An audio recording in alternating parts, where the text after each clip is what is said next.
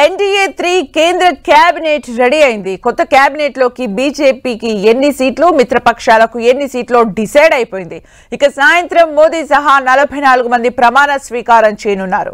మోదీ టీంలోకి అమిత్ షా, రాజ్నాథ్ సింగ్, నితిన్ గడ్కరీ, పీయూష్ గోయల్, అశ్విని వైష్ణవ్, నిర్మలా సీతారామన్ ను మళ్లీ అవకాశం కల్పించారు. అలాగే శివరాజ్ సింగ్ చౌహాన్, హర్దీప్ సింగ్ పూరి, చిరాగ్ పాస్వాన్, జ్యోతిరాదిత్య సింధియా, కిరణ్ రిజిజు, గిరిజా సింగ్ కు కేంద్ర మండలిలో తీసుకున్నారు.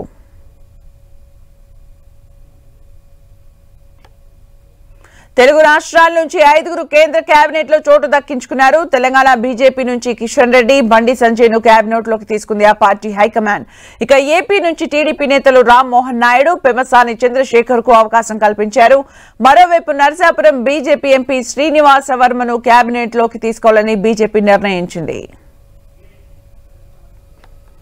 ఇక మరింత సమాచారం మా ప్రతినిధి గోపి అందిస్తారు. గోపి, భూపతిరాజు శ్రీనివాస వర్మ కేంద్ర కేబినెట్ లో స్థానం దక్కించుకున్నారు. ప్రస్తుతం ఆయన 10 టీవీతో ఉన్నారు. సార్, కంగ్రాచులేషన్స్ భూపతిరాజు శ్రీనివాస వర్మ గారు, కేంద్ర కేబినెట్ లో మీకు స్థానం దక్కింది. ఏ విధంగా ఉంది కేంద్ర కేబినెట్ లో మీ పాత్ర ఏ విధంగా ఉండబోతోంది, అండ్ ఏపీ అభివృద్ధికి మీ వంతు కృషి ఏ విధంగా ఉండబోతుంది? కేబినెట్ లో మంత్రివర్గంలో స్థానం లభించినందుకు చాలా ఆనందంగా ఉంది. ఉదయం ప్రధానమంత్రి గారు పిలిచి మంత్రివర్గంలో తీసుకుంటాను అనేటువంటి విషయం చెప్పినప్పుడు చాలా ఆనందం కలిగింది. ఒక సామాన్య కార్యకర్తను గుర్తించి పార్లమెంట్ సభ్యుడిగా నిలబెట్టి వేళ కేంద్రంలో మంత్రివర్గంలో తీసుకోవడం అనేది కేవలం భారతీయ జనతా పార్టీలోనే ఇటువంటి కార్యకర్తను గుర్తించేటువంటి అవకాశం ఉంటుంది. ఏ రకంగా ముందుకి వెళ్ళాలి రాబోయేటువంటి రోజుల్లో మరి ప్రధానమంత్రి గారు కొన్ని విషయాలు దిశానిర్దేశం చేయడం జరిగింది. మంత్రిగా ఏ రకమైనటువంటి బాధ్యతలు నిర్వర్తించాలనేటువంటి విషయం మీద ఆయన మార్గదర్శనం చేయడం జరిగింది. రాబోయేటువంటి రోజుల్లో రెండు రాష్ట్రంలో కానీ కేంద్రంలో కానీ ఎన్డీఏ సర్కారే ఉన్నది కాబట్టి మరి ఈ రాష్ట్ర అభివృద్ధికి గత 5 సంవత్సరాలుగా ఈ రాష్ట్రంలో సంక్షేమ పథకాల పేరుతో అభివృద్ధి కుంటిపడినటువంటి విషయం మనందరికీ కూడా తెలుసు. ఈవేళ రాష్ట్ర అభివృద్ధిలో ముఖ్యమైనటువంటి పాత్ర కేంద్ర మంత్రిగా ఇంకో 2 మంత్రులు తెలుగుదేశం పార్టీ నుంచి ఉన్నారు. వారితో కలిసి ముగ్గురు కూడా చక్కని సమన్వయంగా పనిచేయడం ద్వారా ఈ రాష్ట్ర అభివృద్ధిని ముందుకు తీసుకెళ్ళారు. 5 ఏళ్ల రాష్ట్ర పరిస్థితి చూశారు. సో ఇప్పుడు మీ ముందున్న లక్ష్యాలు ఏంటి? ఎటువంటి అభివృద్ధిని మీరు రాష్ట్రానికి అందించబోతున్నారు? రాష్ట్రంలో ఎన్డీఏ ప్రభుత్వం కానీ కేంద్రంలో ఎన్డీఏ ప్రభుత్వం? తప్పనిసరిగా రాష్ట్రంలో అభివృద్ధి అనేది దాదాపు శూన్యం. కేంద్ర ప్రభుత్వం అనేక ప్రాజెక్టులకి పథకాలకి పెద్ద ఎత్తున నిధులు ఇస్తే కూడా ఈ రాష్ట్ర ప్రభుత్వం దాని తాలూకు వాటాని నిధులు చెల్లించలేక అనేక నిధులు వెనక్కి వెళ్ళిపోయినటువంటి సందర్భం, అనేక ప్రాజెక్టులు కుంటూ పడిపోయినటువంటి పరిస్థితి, అనేక ప్రాజెక్టులు నత్తనడక నడుస్తున్నటువంటి పరిస్థితి. వీటినన్నింటినీ కూడా అధిగమిస్తాం. కేంద్రం నుంచి పెద్ద ఎత్తున సహాయాన్ని తీసుకువస్తాం, పెద్ద ఎత్తున నిధులు తీసుకువస్తాం, పోలవరాన్ని పూర్తి చేస్తాం, అమరావతిని అభివృద్ధి చేస్తాం అనేటువంటి విషయం చాలా స్పష్టంగా చెప్తాం. బీజేపీ ఈసారి మోడీ 3.0లో ముఖ్యంగా ఏపీలో అనూహ్యంగా ఇటు గణనీయమైన స్థానాలు సంపాదించడం జరిగింది, అసెంబ్లీలో కానీ ఇటు ఎంపీ స్థానాల్లో కానీ. సో ఇది ఇంకా వృద్ధి చెందుతుందా? మీ కేంద్ర సహకారం ఉంటేనే రాష్ట్రంలో పార్టీ మనుగడ సాధించడం కానీ ఇంకా వృద్ధి చెందడం కానీ జరిగే అవకాశం ఉంది కాబట్టి తప్పనిసరిగా రాష్ట్ర అభివృద్ధితో పాటు రాష్ట్రంలో నేను ఒక బీజేపీ కార్యకర్తగా ఒక బీజేపీ తరపున మంత్రివర్గంలో ప్రాతినిధ్యం వహిస్తున్నాను. తప్పనిసరిగా ఈ రాష్ట్రంలో పార్టీ అభివృద్ధి కూడా నా వంతు బాధ్యత నేను నిర్వర్తన చేస్తుంటుంది.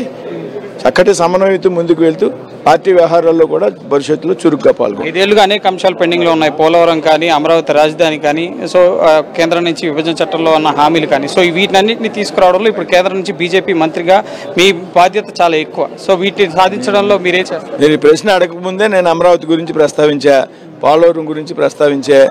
పోలవరం ఎందుకు గత 5 సంవత్సరాలుగా ప్రభుత్వం ఏదైతే నిర్లక్ష్యం వహించింది, అక్కడ క్వాలిటీ దెబ్బతిన్నది కాబట్టి మరి పనులు నత్తనడగ్గా సాగాయి. ఈవేళ రాష్ట్రంలో కేంద్రంలో ఎన్డీఏ సర్కార్ ఉంది కాబట్టి పోలవరం ప్రాజెక్టు త్వరితగతిన పూర్తి చేసేటువంటి పరిస్థితి ఉంటుంది.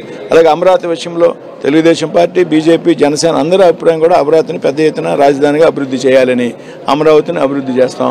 ఇక పెండింగ్ ప్రాజెక్టులు ఏవైతే ఉన్నాయో వాటిని అన్నింటినీ కూడా ముందుకు తీసుకెళ్లేటువంటి ప్రయత్నం చేస్తాం. 100 రోజుల అజెండా గురించి ఏమన్నా చెప్పారు మోడీ గారు? ఈరోజు ఉదయం టీ టైంలో ఏం దిశానిర్దేశం చేశారు, ఎట్లా పనిచేయాలని చెప్పారు? నేను అక్కడ కలిసి మోడీ గారు ఉదయం ఏ రకంగా మీరు వ్యవహరించాలి, అంగుళ ఆర్భాటాలకి దూరంగా ఉండాలి, ప్రజలకు అందుబాటులో ఉండాలి, మీకు కేటాయించిన శాఖల మీద చక్కని అవగాహన పెంచుకోవాలి, వారానికి 4 రోజులు మీ పోర్ట్ఫోలియో మీద దానికి సంబంధించిన శాఖల మీద దృష్టి పెట్టండి.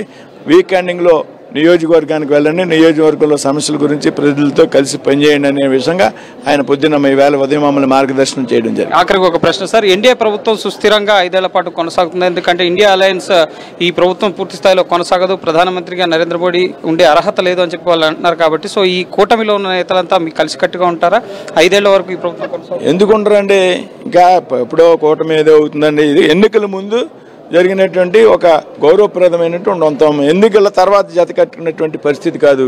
ఎన్నికల ముందు చక్కని అవగాహనతో అన్ని విషయాలు మాట్లాడుకుని మేము ఒప్పందం కుదుర్చుకుంటే కూటమిగా ఏర్పడి ఎన్నికల్లోకి వెళ్ళడం జరిగింది.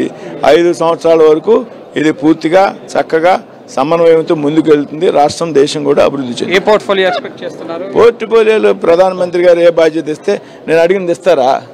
నేను అడిగింది ఎవరు కదా, ఆయన ఏ పోర్ట్ఫోలియో చేస్తే ఏది ఇచ్చినా పోర్ట్ఫోలియో మంచిది కాదనేది ఏముంటుంది. మనం అందులో ఇన్వాల్వ్ అయి పని చేయాలి, పని చేస్తాం. ఇచ్చినటువంటి పోర్ట్ఫోలియోకి న్యాయం చేస్తాం. ఆఖరిగా మీ నర్సాపురం ప్రజలకు ఏం చెప్తారు? చాలా హాట్ కాన్స్టిట్యున్సీ నర్సాపురం ప్రజలకి నేను జీవితకాలం రుణపడి ఉంటా. నాకు పార్టీ టికెట్ కేటాయించాక నియోజకవర్గంలో అనేకమైన శక్తులు సామాన్యమైనటువంటి కార్యకర్తని ఎన్నికలు ఫేస్ చేయడం కష్టమని పెద్ద ఎత్తున కొంతమంది ప్రచారం చేయడం జరిగింది. వాటిని అన్నింటినీ కూడా ఫటాపంచలు చేస్తూ రాత్రి పగలు నా కోసం కార్యకర్తలు పనిచేసి 3 పార్టీల కార్యకర్తలు మరి రాష్ట్రంలో అతిపెద్ద మెజార్టీ వచ్చినటువంటి నియోజకవర్గాల్లో నాదొకటి. కాబట్టి వారు ఇచ్చినటువంటి మెజార్టీ అయితే ఉందో ఇందాక చెప్పా, వాళ్ళకి జీవితకాలం రుణపడి ఉంటా. వాళ్ళ రుణాన్ని తీర్చుకునే విధంగా నా పని విధానం ఉంటుందని మరొకసారి ఈవేళ నేను మంత్రిని అవకాడానికి అవకాశం కలిగించినటువంటి నా నర్సాపురం పార్లమెంట్ ప్రజలకి ధన్యవాదాలు, కృతజ్ఞతలు తెలియజేస్తున్నాను. Thank you sir. ఇది ముఖ్యంగా నర్సాపురం ప్రజలకి జీవితకాలం రుణపడి ఉంటారు అని చెప్పి శ్రీనివాస వర్మ చెప్తున్నారు. కేంద్రంలో వద్ద నుంచి రాష్ట్రానికి పెండింగ్లో ఉన్న అంశాలు పోలవరం కానీ, అమరావతి రాజధాని నిర్మాణం కానీ, రాష్ట్రానికి కావాల్సిన ఆర్థిక సహకారం కానీ ప్రతి ఒక్కటి కూడా నేను నెరవేర్చే దిశగా పనిచేస్తాను. ఆడంబరాలకి దూరంగా ఉండాలని చెప్పి మోడీ సందేశం ఇచ్చారు. పనిపైన దృష్టి సారించాలని చెప్పి ఉదయం సందేశం ఇచ్చారని చెప్పి చెప్పారు. సో ఖచ్చితంగా ఏపీ అభివృద్ధి కోసం తన వంతు కృషి చేస్తా అని చెప్పి భూపతిరాజు శ్రీనివాస వర్మ చెప్తున్నారు. Camera person Bharat, Gopikrishna, 10 TV, New Delhi.